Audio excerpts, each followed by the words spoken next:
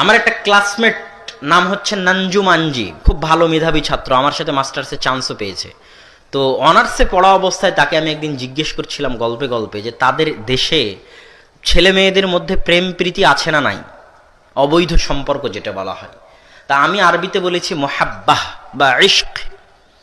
তো ওই ছেলে ক্ষেপে গেছে, রাগান্বিত হয়ে গেছে। তা আমি বুঝলাম না যে কেন রাগান্বিত হওয়ার। আমি বললাম লেশ তাকদাব, এত রাগান্বিত হওয়ার কারণ কি? তো বলতেছে কেন রাগান্বিত হবে না, তুমি ইসলামকে অপমান করতেছ। আজিব, আমি ইসলামকে কিভাবে অপমান করলাম? আমি ইসলামকে কিভাবে অপমান করলাম? বলছে যে ছেলে মেয়ে প্রেম করে তাদের এটাকে প্রেম নাম দেওয়া এবং ভালোবাসা নাম দেওয়া ইসলামকে অপমান করা। এখনো বুঝেননি? এই সম্পর্কটার ইসলামে কি নাম আছে? জেনা। এই সম্পর্কটার ইসলাম কি নাম দিয়েছে? জেনা। তুমি আমাকে বলো যে আমাদের দেশে জেনার সম্পর্ক হয় না? হয় না?